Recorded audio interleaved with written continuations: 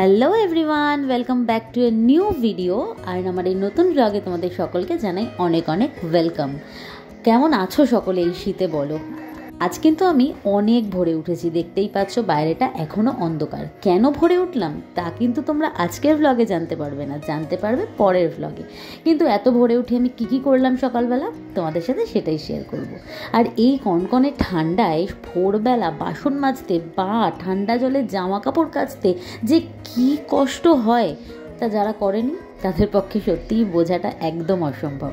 যাই হোক, সকালের কাজগুলো সেরে নিয়েছি, ততক্ষণে হাজব্যান্ডও উঠে গেছিলো, তাই জন্য চাটা বসিয়ে নিলাম দুজনের জন্য 2 কাপ। শাশুড়ি মা ছিল না, কারণ আমরা এক জায়গায় বেরোবো, সেই জন্য রান্নাবান্না কিছুই করা হবে না। তাই শাশুড়ি মাকে বলেছিলাম আজকের দিনটা একটুখানি ননদের বাড়িতে থাকতে, সেই মতন উনিও ওখানেই চলে গিয়েছিলেন। চা বানিয়ে দুজনে তো বসলাম। মেয়ে তো এখনও ঘুম থেকে ওঠেনি, মেয়ে ঘুমোচ্ছে। আসলে কি জানো তো, প্রত্যেকটা মানুষের জীবনে এরকম একটা সুন্দর সময় কিন্তু খুব দরকার। প্রত্যেক দিন আধ ঘন্টা 10 মিনিট যতটুকুনি সময় তোমরা পাও না কেন, সেইটুকুনি সময়টা নিজেদের মধ্যে যদি স্পেন্ড করতে পারো তাহলে দেখবে সম্পর্কগুলো অনেক বেশি সুন্দর হয়ে যাবে। যাই হোক, চা খাওয়া শেষ করে বিছানার আশপাশটা গুছিয়ে নিলাম। আশপাশটা এই জন্য কারণ মেয়ে তখনও ঘুমোচ্ছিল।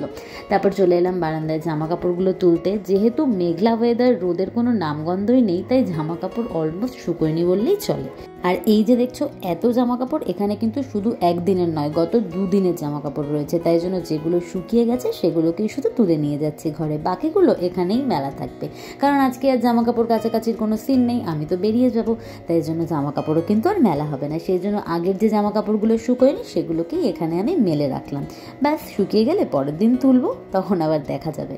তারপর ঘর বাড়ি ঝাড়টার দিয়ে সব কিছু কমপ্লিট করে নিলাম। বলতে পারো সমস্ত কাজই ঘরের আমি কমপ্লিট করে তারপরেই বেরিয়েছিলাম। জাস্ট রান্নাটুকুনি করিনি, কারণ রান্নাটা করে আর যাওয়ার দরকার ছিল না। যেখানে আমরা যাব সেখানে রান্না না করেই যেতে হতো। তো কোথায় যাব সেটা তোমরা পরের দিনের ব্লগটাতে দেখতে পাবে। আর ততক্ষণে দেখো আমার কাজ কমপ্লিট হতে হতে মেয়েও কিন্তু উঠে গেছিলো।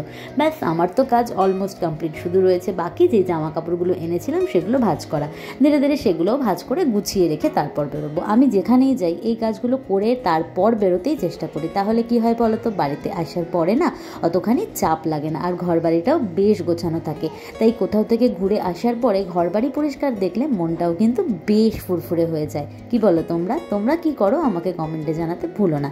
তো আজকের ভিডিওটা এখানেই এন্ড করছি। যদি ভালো লেগে থাকে ভিডিওটা তাহলে লাইক করো, কমেন্ট করো, আর যদি ইচ্ছা হয় তাহলে শেয়ারও করতে পারো।